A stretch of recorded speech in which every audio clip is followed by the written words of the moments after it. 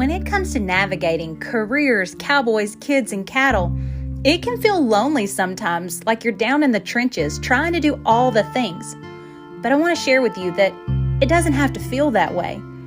I joined the Cowgirls Over Coffee membership in May of 2020, and y'all, it has been such a gift. It has allowed me to connect with women with that Western and rural background that simply get it. They understand what I'm working with. We get to share strategies, encouragement, and hold each other accountable as we're pursuing goals in all of these different areas of life. To learn more, visit cowgirlsovercoffee.com or check out episode 45 of the Cowgirl Confessions podcast that features the founder of Cowgirls Over Coffee, Thea Larsen. I hope to see you there. Hey y'all, and welcome. You're listening to the Cowgirl Confessions podcast. I'm your host, Dakota Dawn Johnson, small town cowgirl with southern roots, blazing a trail as a Midwest ranch wife, mama, and businesswoman. The mission of Cowgirl Confessions is to share the wonderfully wild and Western life stories of cowgirls from all walks of life. We'll talk about the highs, the lows, and everything in between when it comes to navigating careers, cowboys, kids, and cattle. Legendary cowgirl Dale Evans said it best. Cowgirl is a pioneer spirit, a special brand of American courage. The cowgirl faces life head on, lives by her own lights, and makes no excuses. Cowgirls take stands. They speak up. They defend the things they hold dear. A cowgirl might be a rancher, a barrel racer, a bull rider, or an actress, but she's just as likely to be a checker at the local Winn-Dixie, a full-time mother, a banker, an attorney, or an astronaut. If you're into wet saddle blankets, talks with God, buckets full of laughter, and the life lessons learned in the process, kick off your boots and settle in. I pray these stories encourage, empower, and give you just the leg up you need. Here's to embracing the cowgirl state of mind, no matter how wild and Western life may get along the way.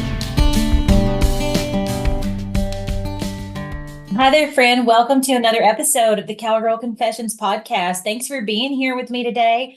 I am really looking forward to the conversation you're about to hear. This was such a fun repeat guest. This is with Thea Larsen. She is the Cowgirls Over Coffee founder and host of that membership community. And you know what really stood out to me as I listened back to our conversation, because, you know, that's what I do. I record it, then I listen to it, and then I listen to it again after it's been edited by our incredible podcast manager, Katie. And it's just in a really reflective headspace as I listen back, because originally I had Thea on the podcast in November of 2021. So that is episode 43. If you have not listened to it, I encourage you, go listen to that one. And whether you do it first or, you know, after you listen to this one, but it really sets the stage and really kind of this time capsule of where we were in our friendship, as well as her launching this membership and how far it's come. And just really getting to share her heart, I feel like, is what you will hear. Her heart for business, her heart for people, her heart for her family, and really her heart for the purpose that God's put on her life. You will hear that through this episode. And it just never ceases to amaze me how the progress can feel slow when you are doing the mundane things day in and day out. But then when you look back years later, you're like, wow, so much growth has happened. And I think this is just an incredible example of that. I'm so proud of her, so proud of what she's built, and honestly, just thrilled to still be part of this Cowgirls Over Coffee community and how it has ebbed and flowed over the different, you know, seasons I've went through in my life back since 2020, but how it's been an ever present part of helping me achieve these different goals I have in different areas of my life. So I want to take a moment to just go ahead, and if you're not familiar with Thea, just share a little bit more about her. So she, as I said, is the founder and host of all things Cowgirls Over Coffee. She's a working ranch wife and a mother of two adorable little cowboys. She's also an ex-CEO with over a decade of executive leadership, administration, and marketing experience. Shortly after taking a 180-degree turn away from being a bit of a self-prescribed, described workaholic career woman into a work for yourself, middle of nowhere ranch mama, she realized she needed a new approach to doing all the things. And Cowgirls Over Coffee was brought to life through that season. And Thea and her team strive to bring together rural and Western women to do more of what really matters while balancing multiple roles between the ranch or farm, home, small business, and personal goals. They help forge authentic connection around productivity and pursuit that is firmly rooted in purpose and presence. And, at the end of the day, that community, Thea and her other, leaders, the facilitators in that group, I mean, I'm a speaking, walking, talking advertisement of just kind of how they help Western and rural women do more of what matters. And that's it in a nutshell. So I hope you enjoy this episode. I really enjoyed getting to visit with Thea. She has a wealth of knowledge, and y'all make sure, leave us a review, share this, and thanks so much for being here, friend. I just appreciate you. Now let's hear from Thea Larsen. Thea, thank you so much for joining us for a second time on the podcast. It is great to have you back. Thank you. I'm excited. This is the first time I've ever been invited back, which now that I'm thinking about it, I'm like, ooh. But I'm excited to be a second timer. It's not my first Cowgirl Confession rodeo. That's exactly right. And, the best thing about this is that you guys, I will put in the show notes where you can find Thea's first episode. And it's wonderful. Learn a little bit more about Thea and really how Cowgirls Over Coffee was born. But what I think is like the best part of today and the conversation we're going to have is, that was kind of the prelude, but now you get to we get to dive into the meat and potatoes today, really talk about, Cowgirls Over Coffee, the growth you've had, the Set the Tone workbook, and really some of those key moments in your life, as a ranch wife and a mother and a business owner that I feel like are going to resonate with so many people that listen, because they resonate with me, Thea. I'll tell you that just having the opportunity to be in proximity to you over the past few years as a member of Cowgirls Over Coffee, it has immensely blessed my life in so many ways. And so today I know that this episode, just being able to share that meat and potatoes is going to do the same for so many of our listeners. So just thank you. Thanks for being a repeat guest. Well, thank you, because, you know how this is. When our businesses are so highly integrated with content creation and we both have our podcasts and our content, and a lot of that you're putting out there, and you might get a like or two, but hearing that someone, your work is resonating with someone and they're getting something out of it is so helpful, because you're like, I think this makes sense to me. It's changed my life. So thank you for saying that's really sweet. Just to hear that, it gives me, I had a text from a friend of mine the other night, and she was like, oh, I ran into these girls and they really like your content and they're like what you're all about. And I'm like, oh, they do. And it never ceases. And I'm not trying to say this in a humble way, because I'm not a humble person by any means. But I'm still every time someone's like, oh my gosh, I just love what you're putting out. You're like, you do? What? So awesome. So hearing that from the people who have been in Cowgirls Over Coffee for a while, and you're still getting some good, yummy stuff out of it, it just makes my heart, I'm like, oh yeah, okay, God, this is it. This is the purpose. Yeah. I'm because, that self-doubt gets literally the self-doubt is there 24/7. I have moments of delusion where I don't have self-doubt, but they are few and far between. So thank you. And thank you for keeping showing up. And I think when I think about Cowgirls Over Coffee, and not that this is what we're talking about today, but the members, there's so many people in there that have been in there from the beginning. And in your seasons of life, you get busy and we won't hear from you a little while, and then you're back. And I just love that so much, seeing people come back and forth and watching their stories unfold. So thanks for being an awesome member. Well, yeah. And I'm so glad you brought that up, because I think that's important too. And I do want you to share in just a minute what Cowgirls Over Coffee is, in case somebody's listening and has not, been introduced to you or this idea yet. But what I think is so neat about what you said, and it's why, I keep paying for the membership every month. And it's why I feel like the content resonates with me, is exactly what you said. I mean, all these different seasons of life you go through, and this isn't one more thing that I'm feeling like I have to check off the list to get it done. It's truly something that it's there to support me in a lot of different ways, whether it's through me listening to the podcast, showing up on calls, being part of the business group on top of the regular membership.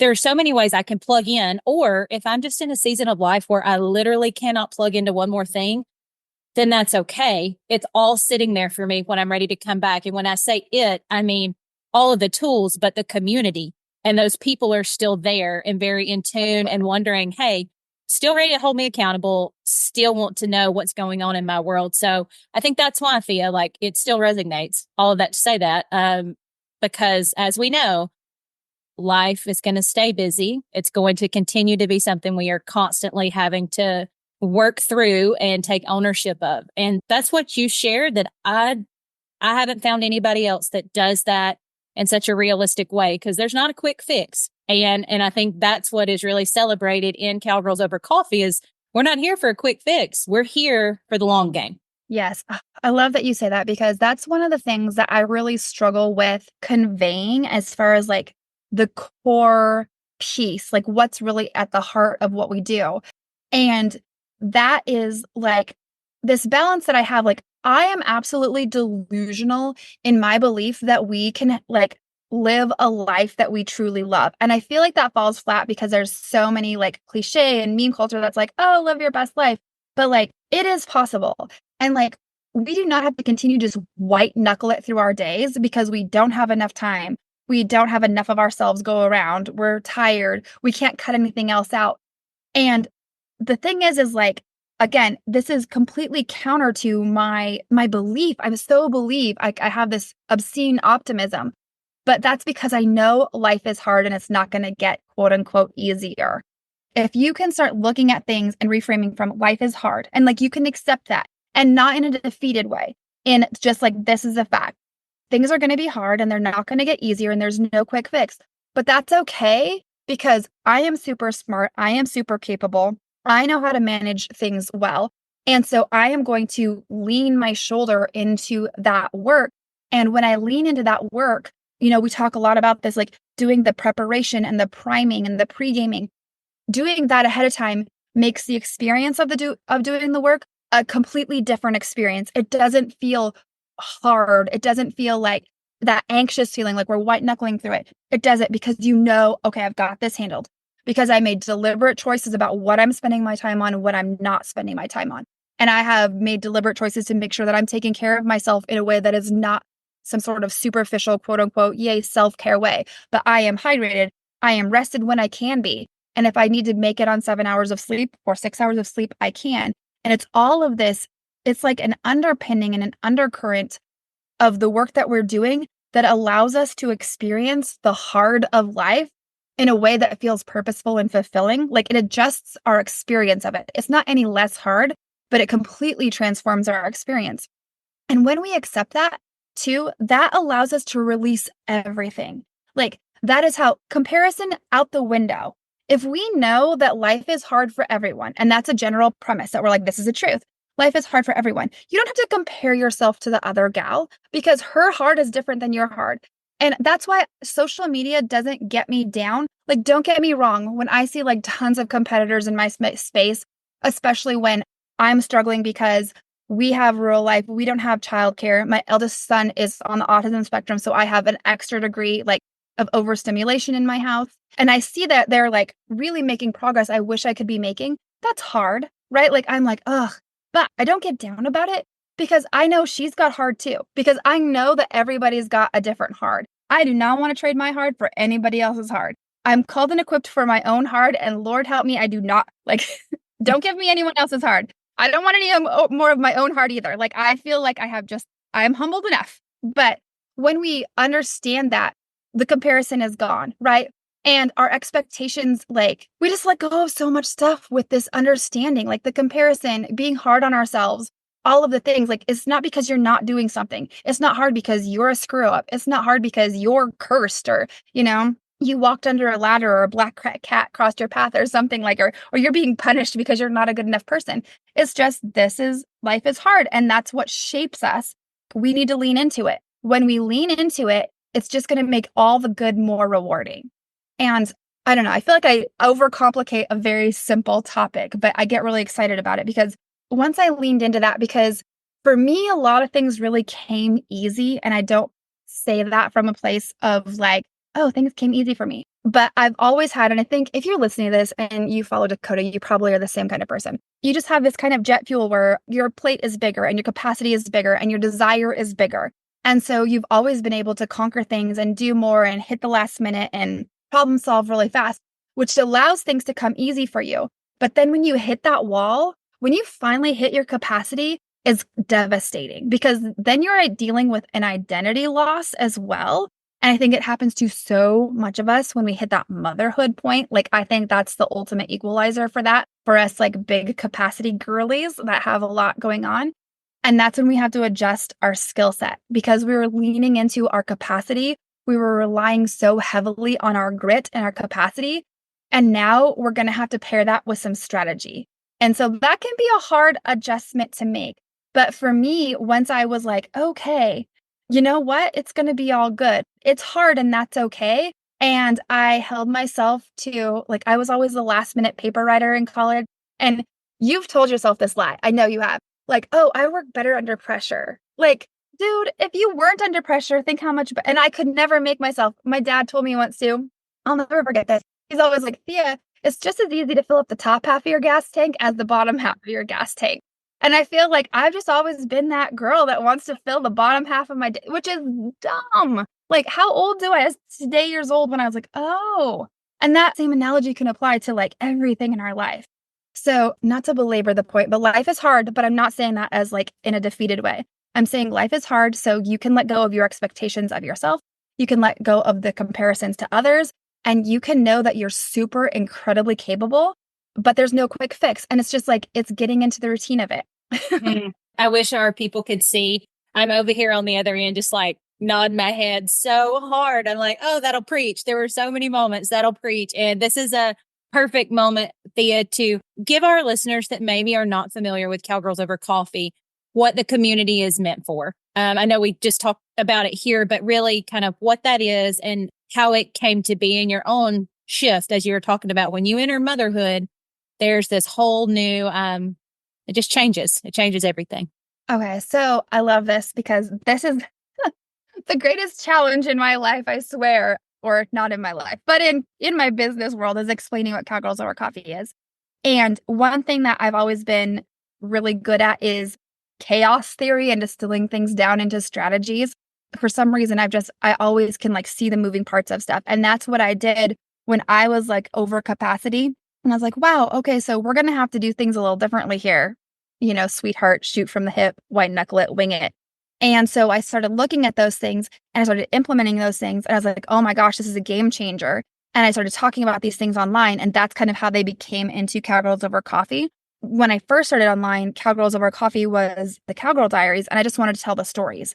But then as I realized the power that we need this connection, because I was a CEO for a large nonprofit organization. And then I moved into the GM position at the Greeley Stampede, which is a top 10 PRCA Cowboy Christmas rodeo. And I had a lot of rodeo management background executive wise, but that meant I was always running. I was always achieving. I was always up with other people. I was always moving and grooving, which was like totally my jam. I'm an extroverted extrovert. That's how I got my energy. And then I met my husband and I got married and I moved out into the sandhills of Nebraska. And I'm very rurally located. And all of my friends were like career, like I had no compartmentalization. Like I had my career and all my friends, and we were all just like, everything was, integrated in that way. So now my friends were at work at their jobs. I was at home on the ranch. And then we got engaged, got married, got pregnant, had the babies. And it was like hitting a wall for me. So that isolation piece. And as I shared my strategies that I was using to, get by, and then connecting with people, that's where I kind of was like, ooh, we need this community piece. And I'm also not a fan of like, I don't want to lead people to believe something that's not true. And I know that seems very obvious, but like what I learned was I had this mentality, like, if I can just figure this out, if I can just figure this one thing out, everything's going to change. And I heard that from so many people. If my house was decluttered, if I was a better manager of my time, if I could just get more sleep, if I could do better self-care, if I could have more energy, if I could do my to-do list better. And I was like, no, there's not one thing. And like, again, this is kind of like the life is hard thing. There's not just one thing. Everything is going to be, I always talk about balance. balance is a thing. I hate when people are say, oh, there's no such thing as work-life balance. There absolutely is. But you have to think of that balance as walking a tightrope. The tightrope isn't all of a sudden taut enough and wide enough that you can walk across it. It's always going to be a tightrope, and you're going to be shifting your weight, and you're going to like the wind might blow and you might have to shift another way. So it's an active pursuit, this balance thing. And that's what Cowgirls Over Coffee is about, is it's about having the foundational self-care that you need. And I'm talking not, like I said, not the cute, Instagram worthy self-care, but basic hydration, sleep, activity, all the basic things that you need to have your body and your energy feeling good. And then also habits and routines that support you. Knowing like what your basic positive habits are that are helping you to get through all of the things. And they're going to be different. And that's the thing, is like, there's no formula. Like, you don't have a 5-minute morning, and the 5-minute morning works for everybody. And that's why I love the community, because you can be like, hey, I tried this. This didn't work. This did work. Because you're always changing. And what worked for you this year might not work for you next year. And you might have to come back to things. And then the other thing is creating that margin for our long-term goals, because yeah, you can give up everything.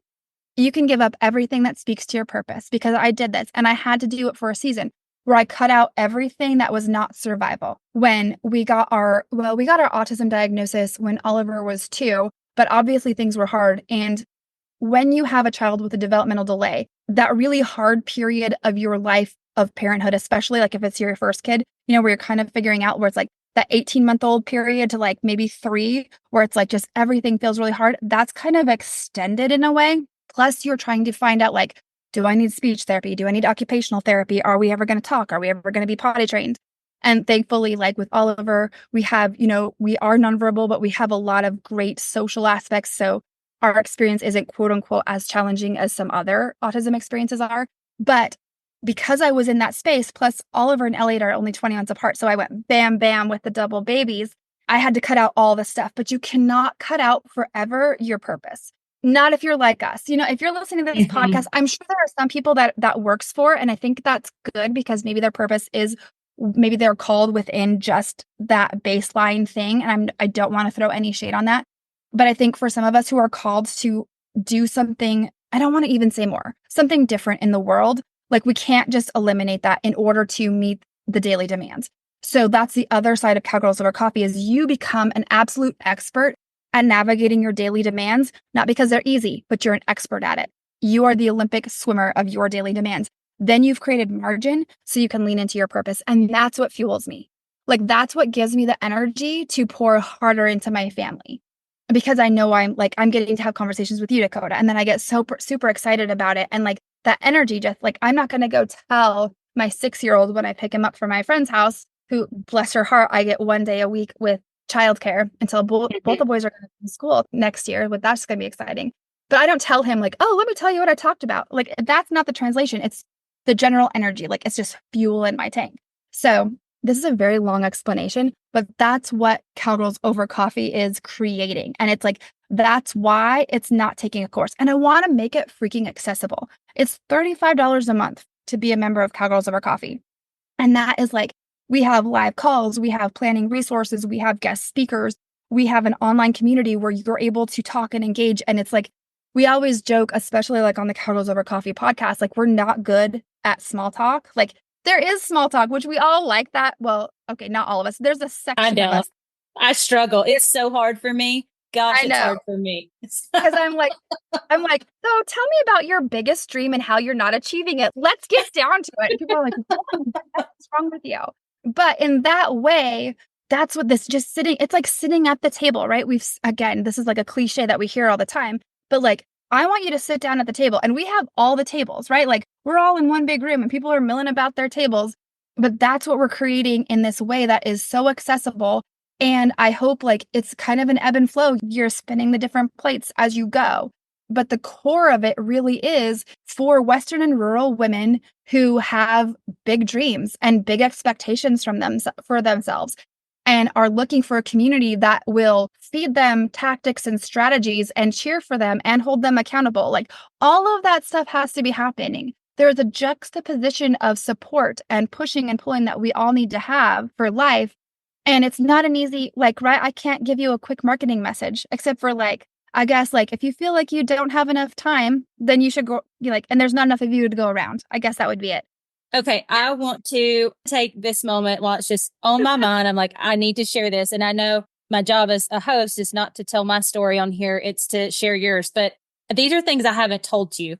And I feel like other people need to hear them too. So here are three ways, okay? Three ways that the strategies, the community, just all of it in Cowgirls Over Coffee that I think about and I want other people to hear. So I don't know why, but this was one thing that stuck with me so much, Thea. And I think when I joined Cowgirls Over Coffee, I was in this season of still being a road warrior sales rep. I was living out of my mobile office, literally where you're recording now from your mobile office, AKA guys, that's your vehicle. And when you are on the road, whether you're taking kids back and forth to school or whatever, like you have to maximize, your area. And I love that about you, Thea. And so I remember you talking one time about how we treat it like a mobile office. So set it up like that. Make sure you have stamps, a pair of scissors, envelopes, like have the things in your console or whatever for your mobile office. And so I was like, why did I not think of this before? So that's one way.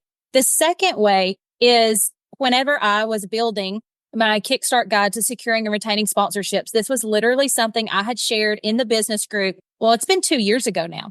We started talking about it and then I kind of, it fell off the radar. I was like, no. And when it became time to actually put it out into the world, that 6 months before, and I'm talking the Cowgirls Over Coffee business group and you, Thea, that you held me accountable. And not only like, here's your date, but like literally took time. And I felt like what I got out of that group was like, if I had went and sat at a mastermind in a weekend, only what's better is that it continued on and you continued to say, hey, you said you were going to launch this on this day. How's it coming? Have you gotten this part done? Not even just the timeline. It was, hey, this is what I would do different. Like there were two members part of that conversation that they said, hey, the content's good, but we really think you should change the cover photo to where it's a picture of you smiling that's more inviting instead of you looking at the ground. I'm like, never would have thought of that. And then last but not least, and this, I may get a little teary-eyed sharing this with you because this is happening in real time. But the people that you meet in this community, we're not all going to be best friends. Obviously, you're going to have these certain people that you connect with.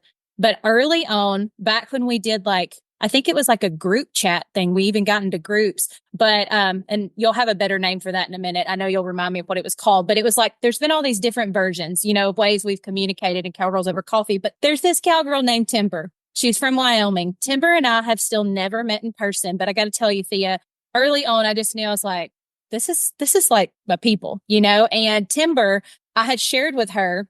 We both, breakaway roped, in a previous season of life before we were mamas.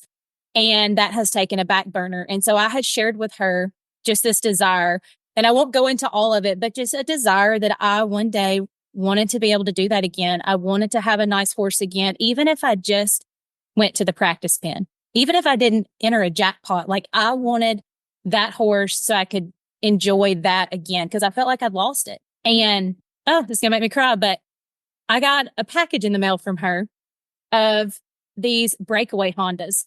And it was these two little breakaway Hondas and a card. And it was just like, don't give up on your dream. Your time's going to come. And in the past 60 days, like it's here. Like we found a horse. I've gotten to rope 4 times in the past month. And I'm sorry, I'm getting so teary about this, but it's like you have the accountability, but you find somebody that like understands those desires. They're in a similar season of life, but then like, I don't know. It's just like been one of the best gifts, like her friendship. And I don't know how I would have met her outside of Cowgirls Over Coffee. So anyway, guys, those are my 3 ways. There's so many more, but those are 3 ways that like strategically, tactically, physically, like that this membership and what Thea's built has really, changed and blessed my life. So. If you're wanting to up your snail mail game or slap a stamp on a little cowgirl state of mind, I've got just the thing for you, friend. You can find a unique selection of custom postcards on my website, dakotadawnjohnson.com, that are guaranteed to help give the cowgirls in your life just the leg up they need. All right, Thea, I'm going to turn it back to you now because you get your tissue. And I'm trying not to cry because I'm such a crybaby anyway. I blame being too tired. But I think that's the beautiful thing. And that's why I will never bash social media, because how else would we connect? You know what I mean? Like, and especially when we're in these seasons where we have our blinders on because the essential pieces of life have to be addressed. Like, we've got our blinders on. Like, you never would have carved out time to make sure that you connected with people online so that you could have a support person who knew where you were coming from. We wouldn't have allowed ourselves that. And that's why I can't say, like, you can't take a course and fix your life. Like, not that it can't help, like, I just want people, and you don't have to join Cowgirls Over Coffee. Please find your people. Please go out and be a good friend. Please carve out that 10 minutes a day where you just connect with people, because you never know. And I think that's the beauty of it. And I always struggle with this. I'm like, Cowgirls Over Coffee is not like I am not a coach. I, Thea Larsen, am not a coach. I'm not a life coach. I'm not a business coach, but I'm a facilitator. And I'm really, really good at strategy. And I love bringing people together over the table, over strategy, and with the common goals that we have, the common goal of the life experience we want to have, that's where we deepen our connection. Not over complaining about crap. I hate connecting over complaining. It's the easiest. It's totally human nature. We all do it. Don't think that I am not ready for some tea. If you are gonna send me a WhatsApp and you're like, "Ooh, I got some tea," I want to hear it, right? But I like the connection that we form over those common goals and over productivity. And I'm not talking about busy, quote unquote, productivity, but creating the thing that we need, the purposeful, deliberate productivity, connecting over that. That's when you have the friend that drops you a note in the mail that gets you through. Isn't that what we want in friendship? Like, that's what we truly want and need. And it doesn't require what we think it requires. Like, it doesn't take a lot of time. It doesn't. And we still have, like, you've never even met Timber. And I freaking love Timber. And I know exactly what you're talking about, because it's the first iteration of the sprints that we did for setting a single goal. And it was a home sprint. And Atlanta led that. That's what it was. And yeah. Hey, let's experiment with this, and like private message, and just the connection that we created over a common goal. And I love that about it. But it all starts with, I feel like this is like, I did not mean to make this a Cowgirls Over Coffee, but I hope what I want for you to take away from this, like, if you want to join Cowgirls Over Coffee, yeah, come on in. Like, obviously, please join Cowgirls Over Coffee, but you don't have to, right? Like, make sure, carve some time out, like, look at those foundations, reach out to people. And you've got to be like completely unbothered and unapologetic about reaching out to people, and not like being a reciprocity based friend and being like, hey, what can I do for you? How can I support you? But make the time for that. Connect with your people.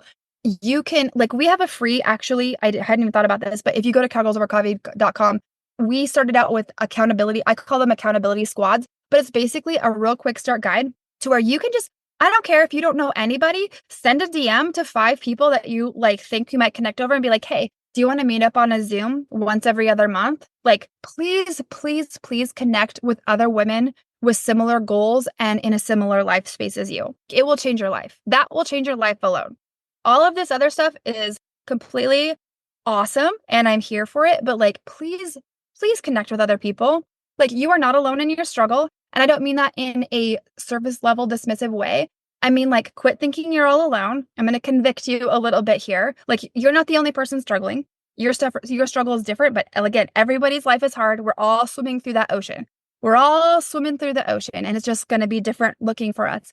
Connect with them. That is your responsibility. If you're feeling like you can't do it, like, connect with other women. You're going to be able to share what's working, what's not working. Everything we do in Cowgirls Over Coffee, you can create it for yourself too. I mean, if you need to, if you're in that season, reach out to 5 people. Like, I feel like that's our responsibility to ourselves and to our especially, like, I have moms on my heart so bad, which is so funny, because if you would have told 25-year-old Thea that she would like care so deeply about moms and being a mom and kids, I would have been like, no, I'm going to crush my career. Like, I don't have time for that. Like, it's so funny how much you can change. Like, the fundamental core desires are still there. Like, as committed as I was to being the best rodeo producer manager that I could be, and the marketing, still love marketing. I still have sponsorship. Like, sponsorship was one of my very first roles, like, out of the gate. That need to do your best and to do well and to contribute, like, it just shifted from my career to my family and how I want to experience my life and how I want to affect others. So I think that's really interesting. I guess. But that's what I mean, your takeaway, make sure you're connecting with other people, and then make sure that you're white knuckling it through this crap. You don't have to. And that's why I did the set the tone, the Yes. tone book, because I was Yeah. like, I wanted to give a little workbook out there, because if you would have asked me when I was first starting struggling, I'd be like, I don't have time to sit down and write this crap out. Are you kidding me? Like, I'm barely make the dang time. Like, if you don't want to white knuckle it through your day, take 5 minutes every other month and do this, and I'm going to call you out on it. You have the time. Like, we all can make the time. And Mhm. trust me, I have a lot of demands on my time. Dakota has a ton of demands on her time. Like, this will save you time. This is like girl math, right? And I talked about this. I was like, it's really weird that it takes me 10 minutes to make my son's lunch, because we don't have a hot lunch program. We have a very small rural school. It takes me 10 minutes to make his lunch. It takes me 10 minutes to make his lunch at night if I make it the night before. And it gives me 20 minutes in my morning that I don't have to make it because I made it the night before. I don't know how it works. I'm not God. I didn't create it. They're not my rules, but it's the truth. And the same thing goes for these practices that we do. And that's why I did the Set the Tone workbook. And it's totally free. You spend this, honestly, the first time you do it it could take you up to 30 minutes, depending on who you are. Like, if you're really wanting to sit with it. But once you do this and you start implementing it, like we do this stuff in Cowgirls Over Coffee, in 20 minutes, you got your month. You got that messy Mhm. first draft of your month. This will take you 5 minutes probably once you start doing it on a regular basis. So I'm going to call you out and tell you to quit white knuckling in it. Quit saying I don't have time, because you don't have time. You don't have time to skip this. So good, Thea. And Now. the Set the Tone workbook, you guys, I just want you to think about what a tool this is. And one of the other, parts of this that really was life-giving to me, okay, is whenever I had realized, I'd heard the term like brain dump or thought deposit, but when I started really leaning into that, like getting it all out of my head, like our mind is not meant to hold on to all the things. And so that's one of the things that like this is going to do for you is like when you have that thought, when you are in the shower or when you're washing clothes, and then you're like, oh, this is helping you take the time, sit down and get all those thoughts out in one spot and then figure out where to plug them in. And I promise you, like it will make a huge, huge difference in how you're able to function for one, but actually see that, like, I think you said it earlier, Thea, like it's not just this long to-do list that's like a dooming, never-ending list, like that you're just wanting to add things to it to show that you did something that maybe wasn't even on your list, and then you go highlight it or check it off. I don't know if anybody's listening that does that, but anyhow, this is truly going to help you. It's such a great tool, and as Thea said, this is something that it's available now. So we'll put a link to that in the show notes as well, Thea. Awesome. I feel like I just yelled at everybody. No, this is the loving leg up, and that's what we do here, and that's part of loving somebody and caring about them is holding them accountable and letting them get out of their own way. And I believe in doing that because people have done it for me for years and they still are. Oh, So how good I is think that too? How good is it when someone's like, okay, sister, like, it's so I good. love you, but it's time to get up off the floor and I'll help you. But Yep. yes. Yep. That leg up, it's essential. So you have really, another thing that has really blessed me through our friendship is when our oldest son, Monroe, he was 3 and he was not even saying 50 words yet. And we were concerned, had a lot of family members that were concerned, and some of them overly inserted themselves into things that were, parenting decisions, not other people's decisions, all the things. And you were the person that I came to because you were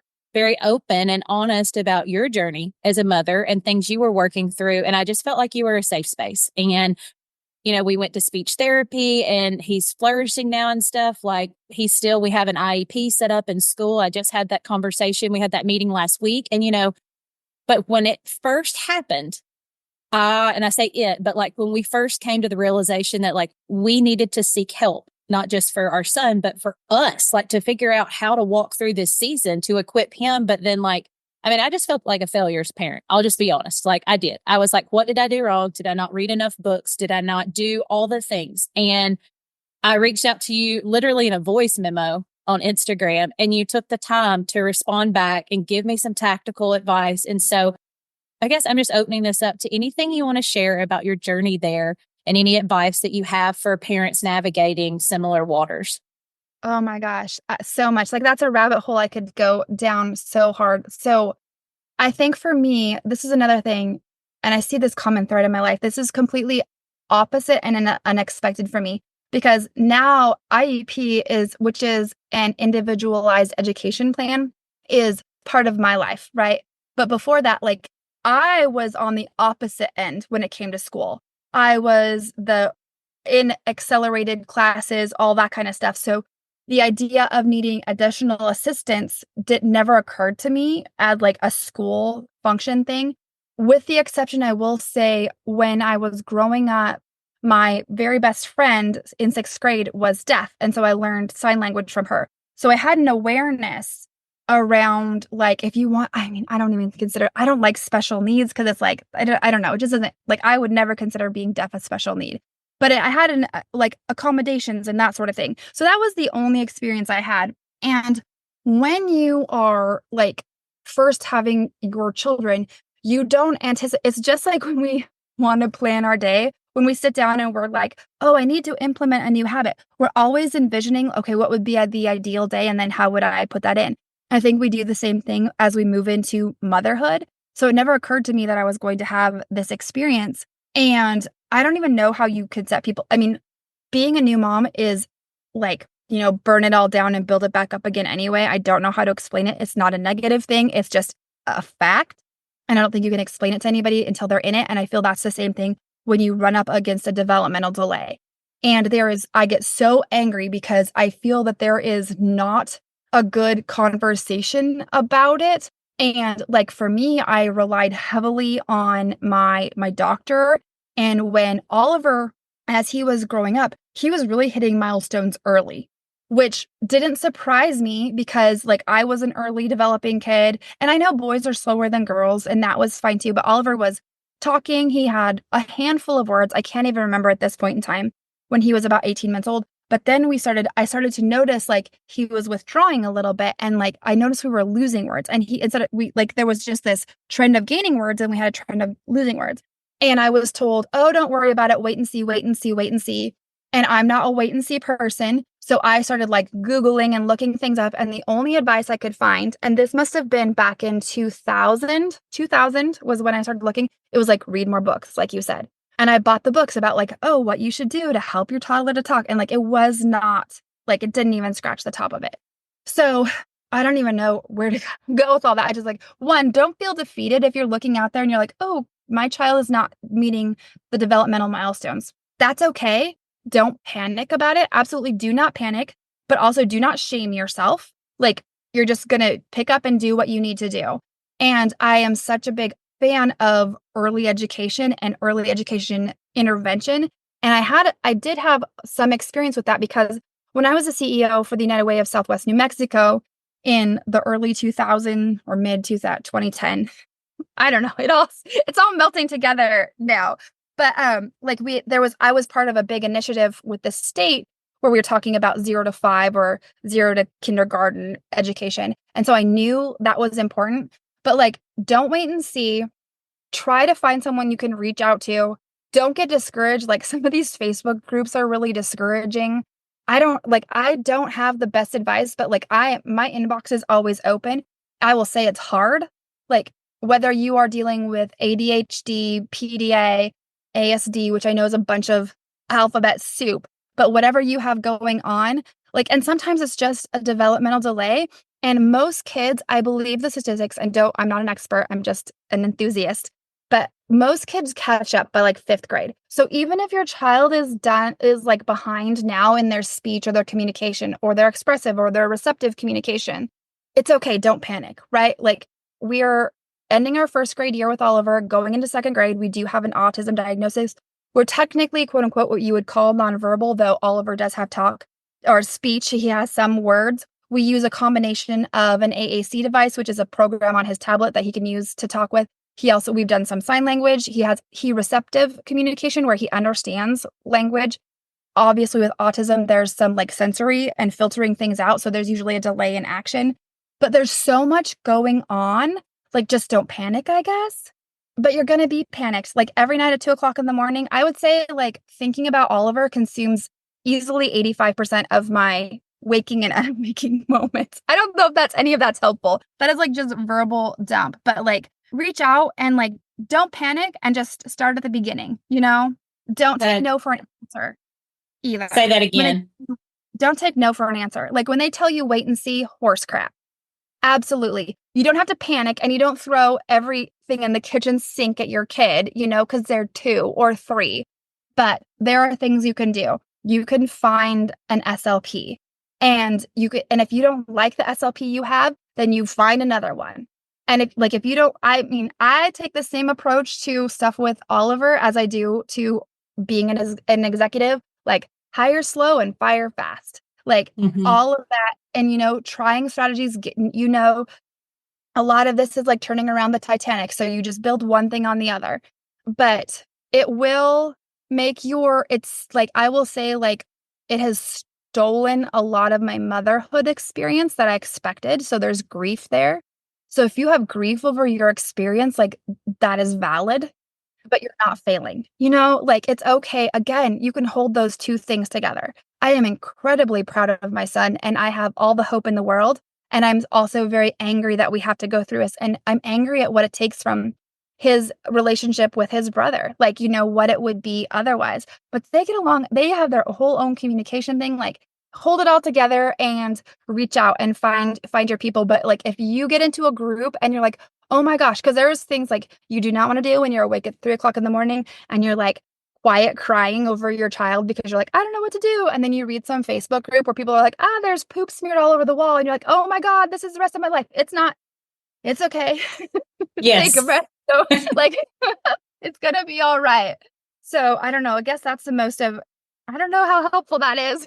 It is. I think it's just helpful to hear somebody else that's in it, in the midst of it, and is, walk through certain parts, but like that it's just you're continuing to learn, you're fighting to do what's best for your child. And once again, Thea, that I think this is one of the things I will always admire and appreciate about you. And we're on the same page. Is just taking that knowledge, like you said, from business and executive positions, and then taking it and putting it back into running your household, taking care of your family, hire, say it again. You said, hire slow, fire fast. Yeah, there you go. I was going to get it turned around, but, just things like that I'm like, those are life skills. And that's how we do the best that we can, implementing things like that, to serve us and our family. So I have so enjoyed this time with you today. Thank you for coming back on the podcast. Us getting to really dive into the details of what this incredible community for Cowgirls Over Coffee is that you've built. So much growth has happened there. You guys, don't forget, Set the Tone workbook. Would love for you to share. If this episode provided you with value, take a screenshot, put it on social media. Let us know if you're using the Set the Tone workbook. Reach out to Thea because, she works really hard to create all of this and serve it up to us in a way that's digestible and encouraging and holding us accountable. So, Thea, you got the Cowgirl State of Mind written all over you, sister. So I would love to know, what does that phrase mean to you? Oh my gosh. Every time I listen to you and I could think I'd have a prepared answer. Then I was like, oh, wait a minute. What does that mean to me? I think it's just holding everything in context and keeping moving. Like the Cowgirl State of Mind oh my gosh, it's so cliche. The never give up. It's a resilience and a tenacity and like being okay with it being hard. Like the Cowgirl State of Mind is like knowing it's hard and doing it anyway and not getting down about it. Having a moment, you sit down, you throw your sucker in the dirt, and then you get back on your horse, right? Like that's it. That is so it. Yeah. Well said. So well said, Thea. Well, thank you again for this time together, and everybody, we look forward to seeing you on the next episode. Thank you for spending your time with me on the Cowgirl Confessions podcast. I'm so glad y'all stopped by. If you could take a moment to share this episode and tag us on social media, I'd be happier than a cowgirl in a sea of buy one, get one vintage turquoise. Subscribe to make sure you don't miss an episode. New episodes will be released bi-monthly. please leave us a review if you feel so led by going to iTunes. Your feedback will really help us breed the idea of grabbing life by the horns with a cowgirl state of mind into women across the globe. Some that may have never even had the privilege to throw their leg over a horse, but could most certainly use the cowgirl state of mind while navigating life. Thanks again, y'all. Until next time, keep pursuing your dreams with that all-go and no-woe mentality. Remember, you're writing a story that's worth saddling up for, sister.